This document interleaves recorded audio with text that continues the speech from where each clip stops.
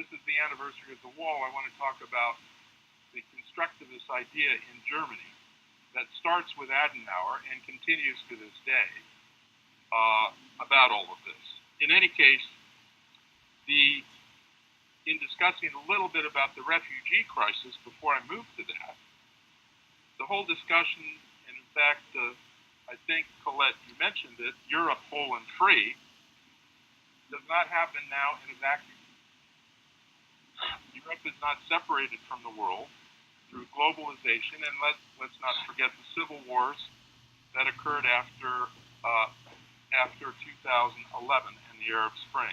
And in particular, the Syrian issue has become the top priority there. The Middle East refugee crisis has become an EU challenge because of geography, because of those three entry zones where Dr. Marta pointed out very rightly, refugees flow into Europe. I might add that the United States is a country of refugees. Unless you're a Native American, you're a refugee or an immigrant.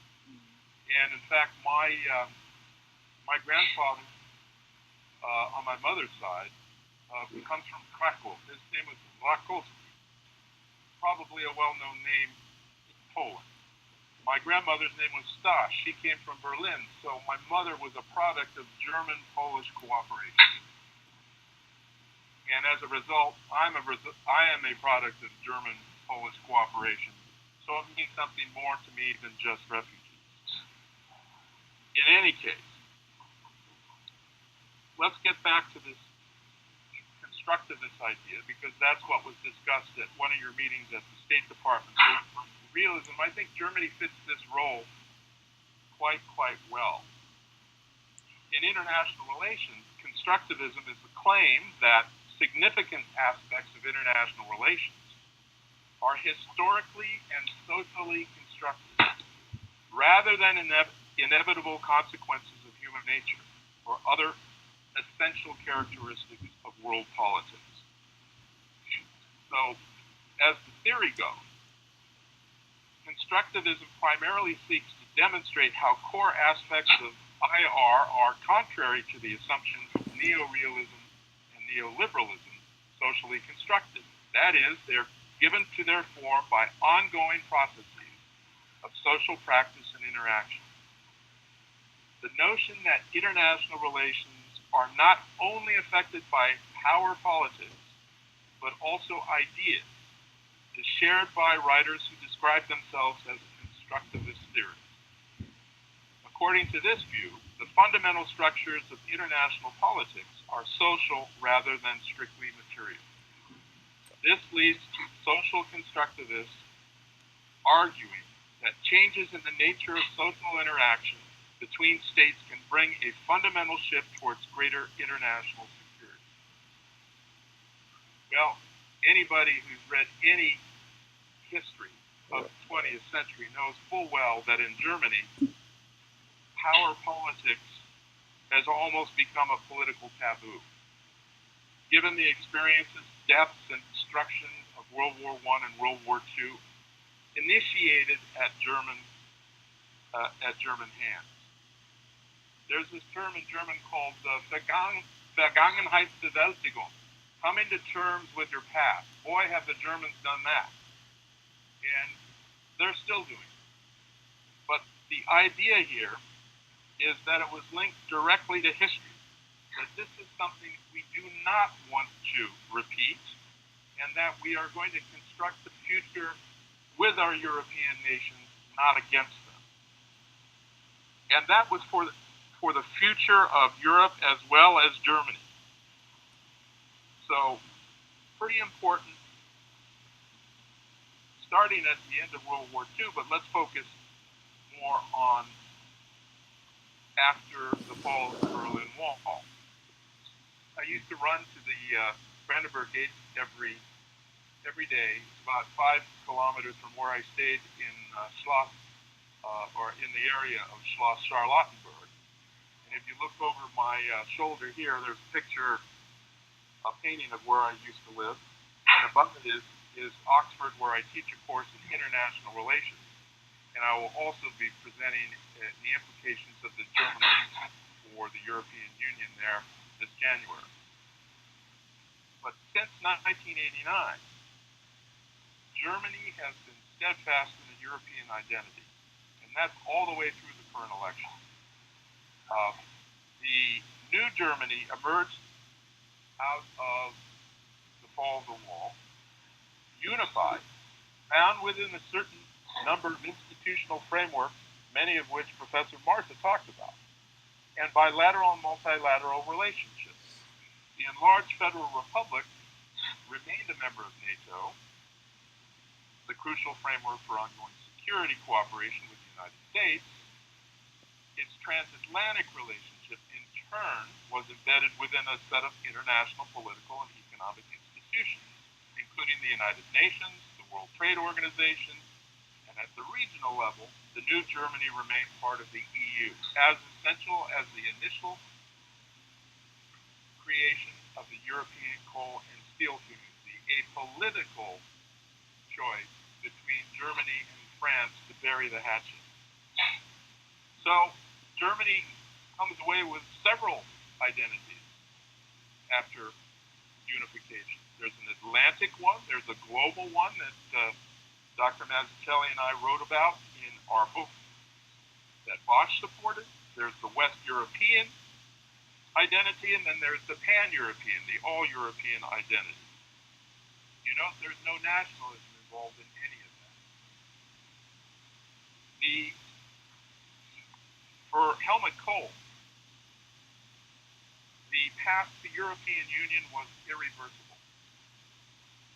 Along with other major party leaders, he invoked the preamble of the Basic Law, written by Americans, I might add, the Constitution of 1949, which bound Germans to pursue, quote, world peace as an equal member of a united Europe. Against this backdrop, the SPD underscored the existence of a shared European orientation, and this existed across all major parties. German leaders rarely invoked the term European identity to refer to the consensus. In this discourse, EU was not merely a framework for the pursuit of national economic or security interests, but a starting point for their political formulation. One of the people I worked with while a Bosch Fellow was Foreign Minister Hans-Dietrich Genscher, who was born in Eastern Germany and who also was a spokesperson for unification. He said, for us Germans, the European community was and is first and foremost a political community.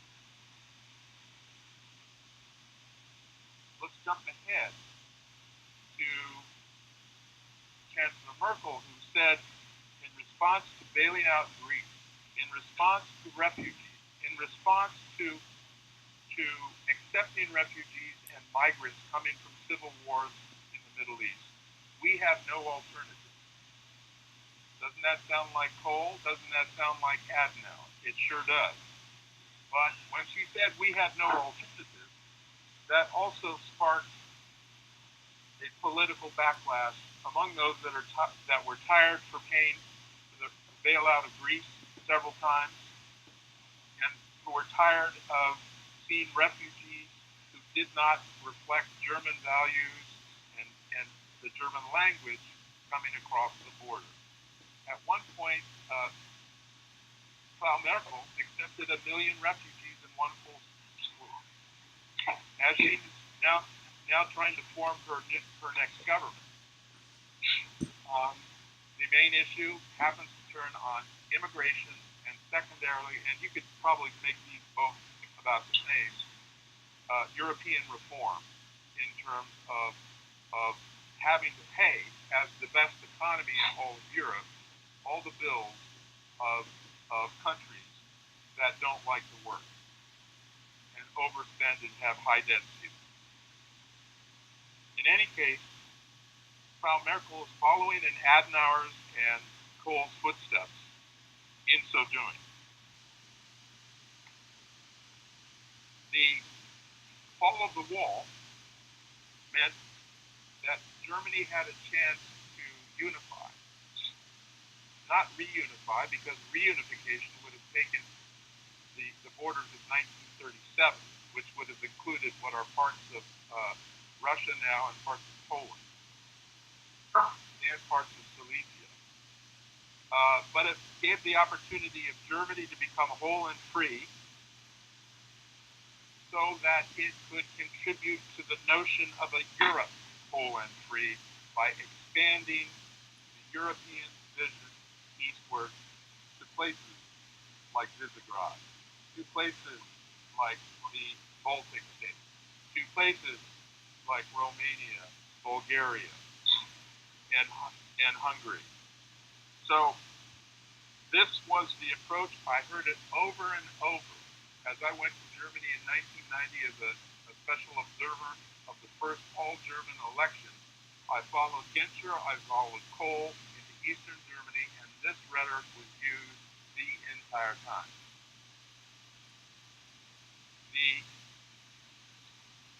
The analysis of the post-1990 political discourse thus points to a really widely shared European identity, evident in both the description of the Federal Republic's place in Europe and a narrative of the German past, a negative narrative of the German past, a positive narrative of the German future.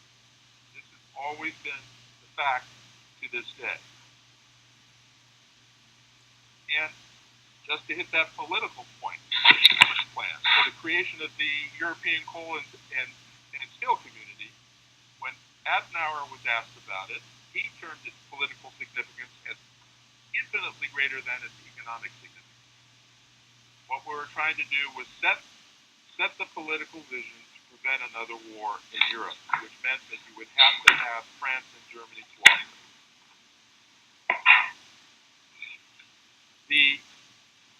In the mid-1980s, Chancellor Kohl emphasized both the importance of World War II as a backdrop for integration and the extent of the accomplishments in the interim. He referred to German interests within the framework of European responsibility. The SPD's Helmut Schmidt, whom Kohl had replaced as chancellor 3 years earlier, underlined the broad partisan consensus in favor of deeper integration, based in part on a will to prevent the horrors of the past from ever being repeated. Now, how do we get from identity to action in terms of the effects on German EU policy? How does state identity shape state action? The constructivist approach to this nexus involves two distinct analytical steps: the demonstration of the constitution of interest through identity, and the demonstration of the effects of both identity and interest on state action. Both of those are present if you look at what I have just discussed. Once links between identity and interest have been demonstrated at this level of discourse, one can go on to explore their effects on action. For constructivists, the articulation of state identity and state interest shape policies by making some actions justifiable and others unjustifiable in the domestic and international political realm. Where action is broadly congruent with identity and interest, and exceptions evoke sharp criticism couched in those same terms, constructivist claims are substantiated.